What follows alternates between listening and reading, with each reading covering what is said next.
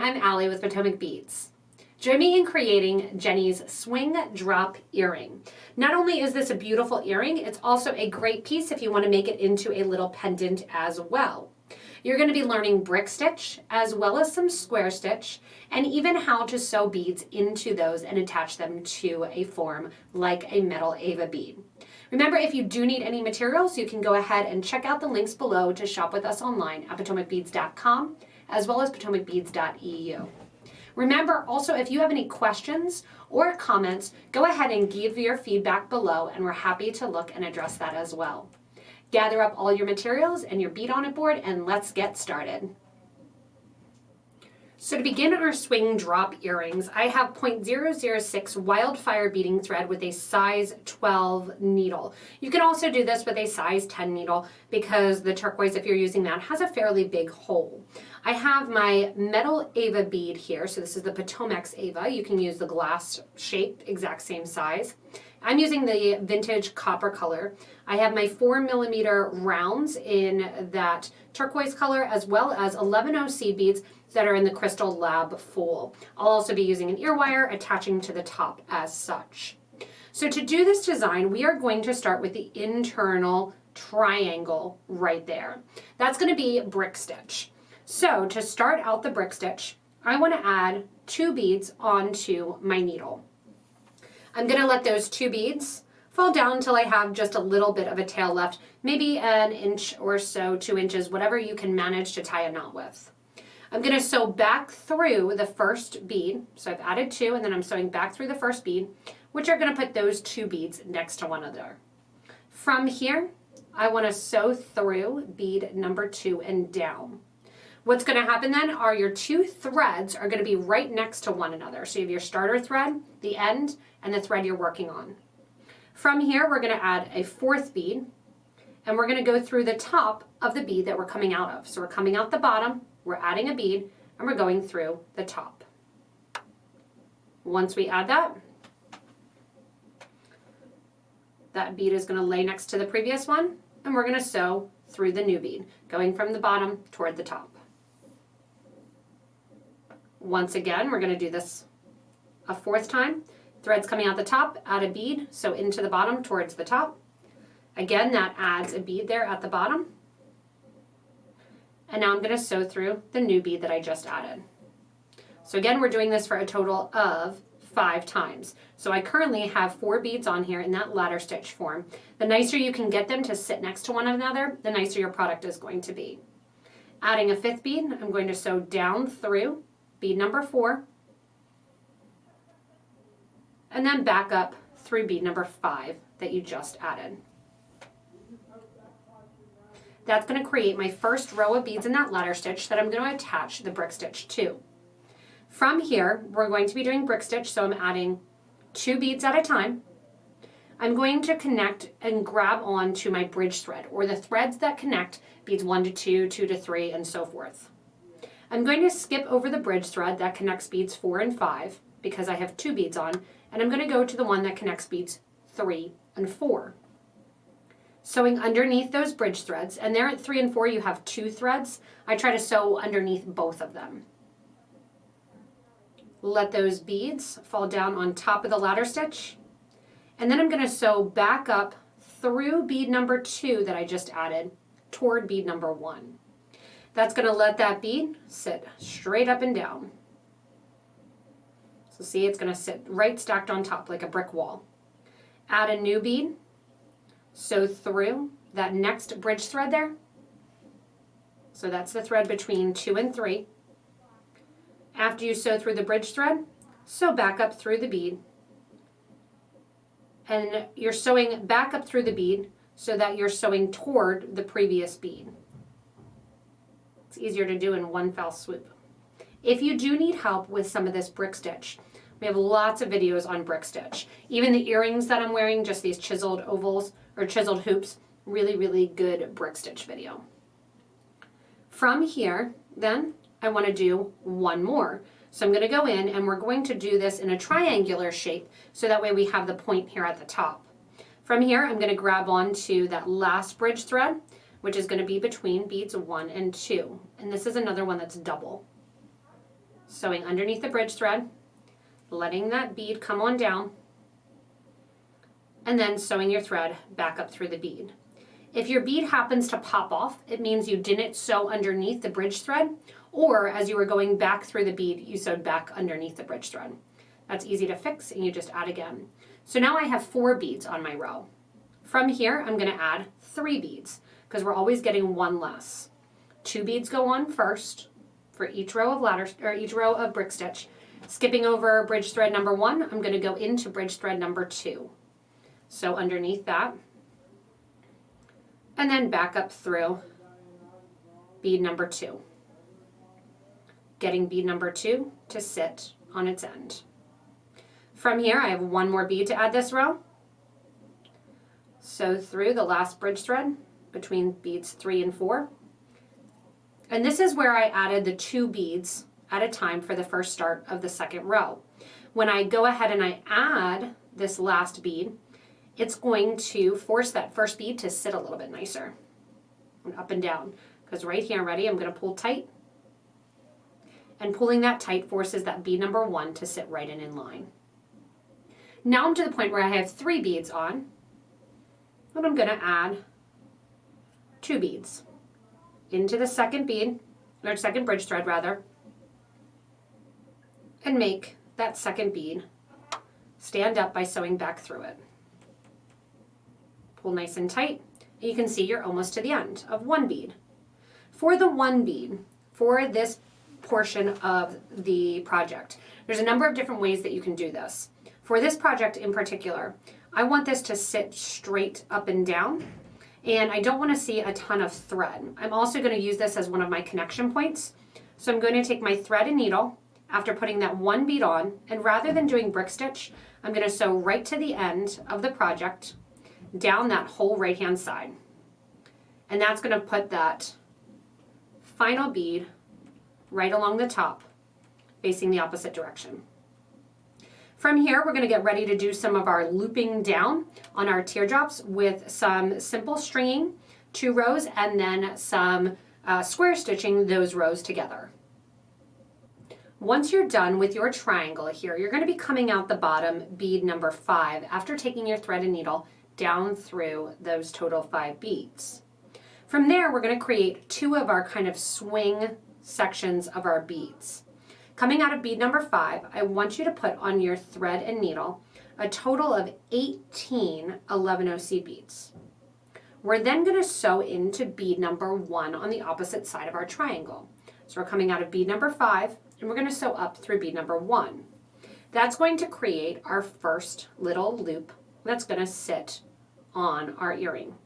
Now this is a fun video just to see. You can actually do this and make this without the AVA on top if you want to. Also, this is a fun way to make a Santa Claus for Christmas time. From here, I'm going to take my thread and needle and go down through bead number 2 of my triangle form. So it's 5 across. I came out bead number 5, went up bead number 1. Now I'm coming out bead number 2, and then I'm going to go up through bead number 4. That's going to happen after I add a total of 12 beads to my strand. So 2, 3, 4, 5, 6, 7, 8, 9, 10, 11, and 12. Once you have those beads on your strand, you're going to take your thread and needle. See, they're going to sit to the interior here. I'm going to take your thread and needle up through bead number 4,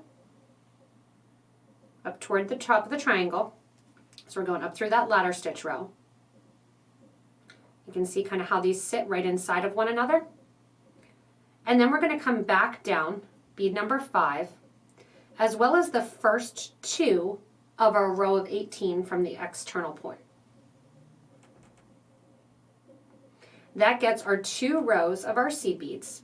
And now what we're going to do is we're going to link those together with a little bit of our square stitch, as well as put our 4mm bead right into the interior. Coming out after beads number 1 and 2 of that exterior row, I want to skip over bead number 1 from the interior row, but I want to sew through beads number 2 and 3. Bring that thread through And that's your first connection point, connecting the 2 rows together. We're also then going to go back through and pull after you have that row. You're just going to kind of line it up. And I'm going to sew, after skipping through the next 2 beads on the exterior row, I'm going to sew through the next 2 beads. You can do 2, you can do 3. It honestly doesn't really matter. If you want the full-on square stitch, which is going to make it sit a little bit nicer, you're then going to equate and see where your thread lines up. Sew from the bottom toward the top of the interior row, and then back through those beads that your thread was just coming out of. In addition to those beads, I'm going to sew back through the next couple beads on my bottom row. So I went through 2 more. Let's go through a 3rd bead and a 4th bead. Look where it lines up on the top, so you can just take your thread right over top of the project. See how it lines up nicely right there on the diagonal. I'm going to go through those 2 beads, which sit right after the thread. Then take my needle and thread towards the exterior and go back through the beads that lay right below it. At the same time again, I will advance along that exterior row, going through the next 1, 2, 3, and 4 beads. Again, just looking where it lines up. Take that thread straight across and say, all right, where's it lining up? Right there. Take your thread and needle through the beads that it lines up with on the interior row. And then once again, pull that thread down and go through that base row again, as well as the next couple pieces. Pull that in. And you can see how these simple steps are starting to combine and starting to group these 2 outer rows together.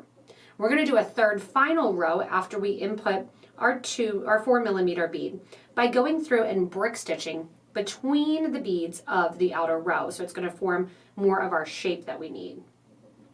From here, once you get towards the interior right middle of the other side, so what we're going to do is we're going to go in towards that center. We're going to go through the 2 beads that line up towards the interior, back out through to the outer edge, back up to the top. And once you're at the top here, you want to come out before beads 1 and 2 and connect there as well.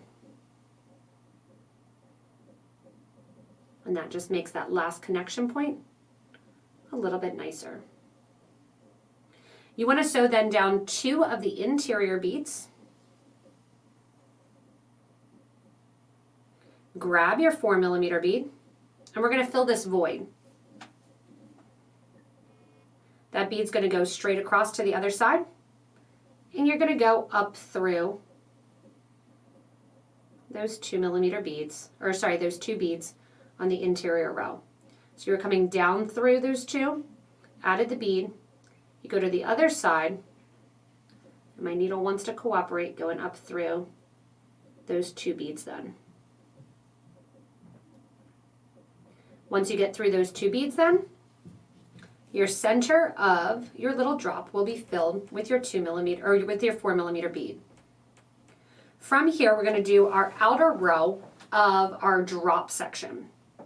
To get to the outer row of the drop section, I want you to go through bead number 1 on the exterior row and then pop one out. We're going to show a little tiny bit of thread, but this is going to make it sit nicer. So I'm just going to add 1 bead. So underneath the bridge thread between beads 1 and 2 of that exterior row, and then sew back up through that bead. So again, you'll see a tiny bit of thread on the outer edge, but by the time we add our row of gemstones around the outer edge, you won't see it. See how that bead's going to sit in an opposite direction? I'm going to grab my next seed bead, sew through beads 2 and 3 of that outer row. So through that, or underneath that bridge thread between the 2 beads, and then back up through the bead. So see how it's getting that last row of brick stitch? Between every bead from that outer row, so all 18 beads, you're going to sew a bead underneath that bridge thread and then back up through. That's going to get the final row to sit with your beads facing the opposite direction in just a nice formation to your drop.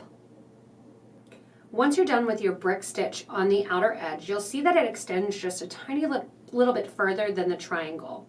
That is on purpose because the AVA is going to sit right in there, and then that's going to go up a tiny bit right on the sides. If you want to, and you want to make the drop a little bit more dramatic, you can continue with the brick stitch up the sides in between the beads on that brick stitch row. So you can start with the brick stitch on the exterior, changing it in its shape and its design. What I'm going to do now is I'm going to go to the interior. We're going to connect it to the AVA bead, add some seed beads along the sides of the AVA as well as a bead at the top, and then we're going to do our little swing hanging out along the bottom. To do so, after adding your last brick stitch bead, I want you to take your thread and needle and go back up through the final bead from your exterior row of 18, and then go up those 5 beads towards the top, but you're going to stop after 3. So 1 bead is from the row, and then you're stopping after 3 beads. When you do this and you have a little bit of exterior thread from your last brick stitch bead, try to push it to the outside of the piece. From here then, coming out, you want to connect to your AVA bead. We're going to go through the bottom hole of the AVA bead from the center, going toward the exterior. We're going to add 5 of our 11-0 seed beads onto the exterior. Go through the top of the AVA bead. We can see that just kind of pushes those beads along the side. Here at the top, I want you to add 1, 2, 3 more 11-0 seed beads, followed by 1 of your 4mm rounds. I have an unopened, so this is kind of important. I've never opened this jump ring. I never intend to. Or you can use a wire guard. I'm then going to take my thread and needle back through that 4mm round and out. That's going to attach this jump ring to the top. The reason that I said it was important that it's never been opened and I don't intend it to, that thread won't slip through there then. From here, I'm going to add 3 more seed beads. And I'm going to sew back down through that line of 5 seed beads that we just added. This is going to pull that 4mm bead, you can see right there to the top. As you come out, that line in that side of 5, you can go through the AVA bead if you want to, but we're going to swing and have fun. So instead, we're going to add 1 11-0 and then our 4mm rounds. You're going to add 1 11 between each of your 4mm rounds. And if you do a bigger bead in the middle or a 6mm bead or change up the brick stitch a little bit, your count of beads may be different than mine. I'm putting a total of 11 beads here at the bottom. So you can see I'm just stringing these on. There is 6 on, 7, 8, 9, or sorry, 10 beads. And 10. You're going to use a total of 12 beads per earring. Once those are on, make sure that you're finishing off with an 11-0 seed bead. And then we're going to go through and add on our 5 seed beads along the side. This is then going to give us an opportunity to reinforce, and then we'll attach it as the grand finale. I have my 1 seed bead on to finish off my row of 10 beads, and then I'm adding 5 more. After those 5 seed beads, you're going to go back up to the top 3 through your 4mm round. So you'll see that it's going to pull this here. See how it pulls in that swing, which is going to sit perfectly around our little drop. I'm going through my loop that's at the top. Then I'm going through my 4mm round. And after I go through the 4mm round, I'm going to go through the seed beads down along the sides of the AVA one more time. I want to make sure to exit after my 5th bead there from the end, so I'm not going back into the swing until the very last portion. I'm going to tighten that up, let it lay down, just make sure that you're not pulling too tight anywhere, that it all is laying in the interior, that you're good to go. Now I'm going to go back through that loop section one more time. After I go through the loop section, I'm going to exit after bead number 1 and attach into my drop. Now when it comes to a technical earring like this, where you're doing a couple different stitches, you're making things fit into interior to one or the other, your tension and your fit may affect this a little bit. So just make sure, again, to try that out, see and make sure that your little swing of gemstones fits around. If you need to add one or subtract one, you can certainly do that. After coming out through the last bead on that swing, which is an 11-0, I'm going to sew through the AVA bead toward the interior. Once again, let it lay down. Perfect. Grab your drop. Remember when we grabbed the drop last time, we grabbed it from row 3 there. I'm going to do the exact same thing, going into row 3 and sewing down that row 3, bringing my needle down. And as I bring my needle down along the project, I'm also going to go down to the base of my triangle. So I'm just sewing down rows 3, 4, and 5. That's going to end up then bringing my thread and needle down toward my starter thread.